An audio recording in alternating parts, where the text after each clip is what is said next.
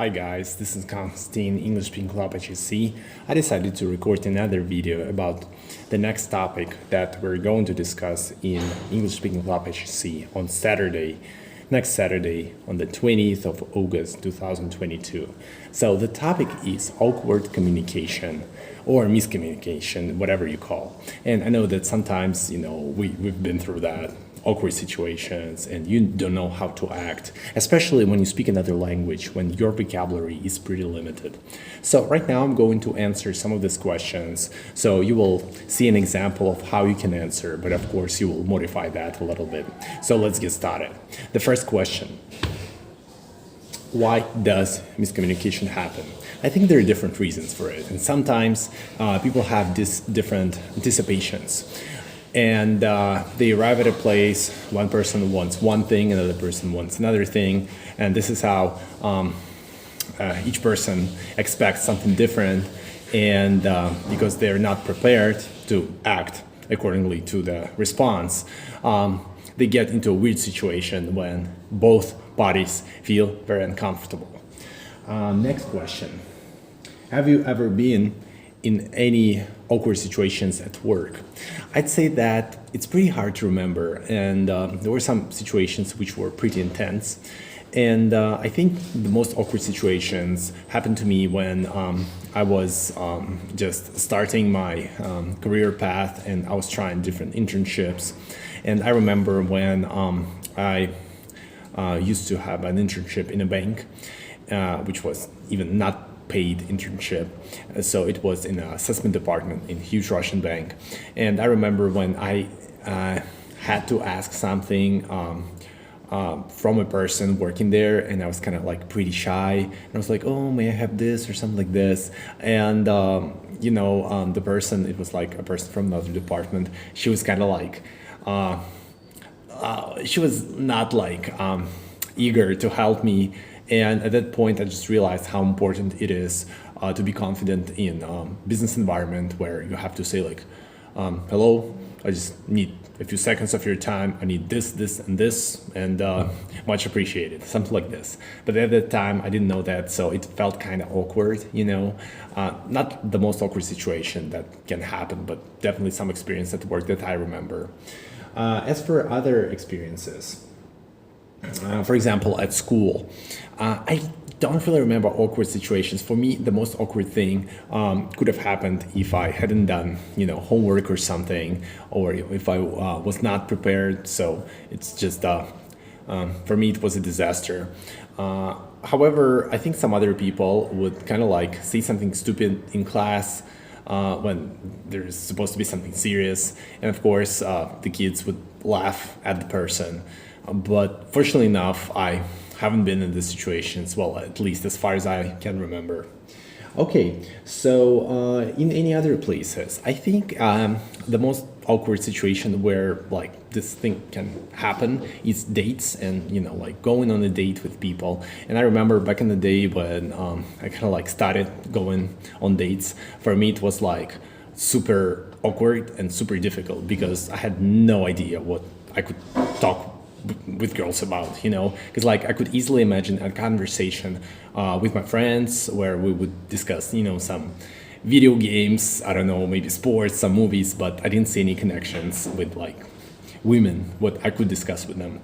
But then with time, of course, with more life experience, like the more things the more common interests you have with any kind of person. For example, you start traveling to different countries and there's always something to talk about.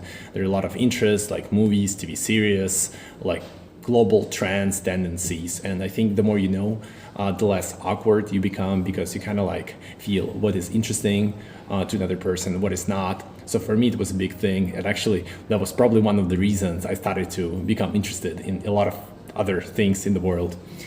Okay, so what is the language barrier? The language barrier is basically when you start talking to another person, and because you don't know the language good enough, there is a misunderstanding. And there is a story I usually tell, which I memorized from my experience of studying at Higher School of Economics. So once there was a professor giving a lecture to us, and the professor was from New York, so he was given a lecture in English. And there was a scientific worker. I think he was like in his 50s working in high school of economics, and he wanted to ask a simple question. He wanted to ask, did you do it? Did you carry out this experiment? But he didn't know the grammar, so instead of asking like, did you do it, he asked like, did you eat?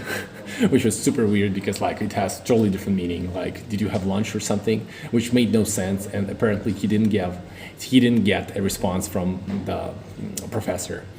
There are a lot of other examples, especially when people whose language is very different from English try to have a conversation. For example, a lot of people in Asia struggle with that because of mispronouncing some words, and sometimes it can be a reason for memes or jokes, so it happens. So what to do in order not to get into these situations? Well, basically practice English, okay. Have I ever experienced that? Well, me personally, there was an example that I also recorded, like there was in one of the earliest videos when I was in America and I was asking for like hot dog. So I said like, can I have a hot dog please? And like a person would not understand me at all, because I think like when you pronounce like hot dog, so it's like dog, it has different meaning. Or for example, when you talk about crab and you say like instead of crab, you say crap, which also has totally different meanings. So I had a few situations like this, which were not crucial because apparently we were able to, get certain, response. Okay, then a couple of more questions here. So, yeah, so how would you communicate with a socially awkward person?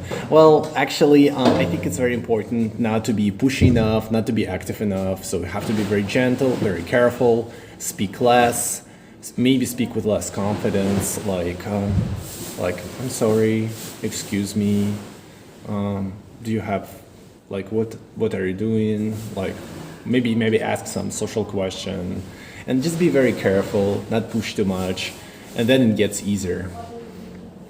Okay, and have you seen people showing fake laughter? So that's one of my favorite things.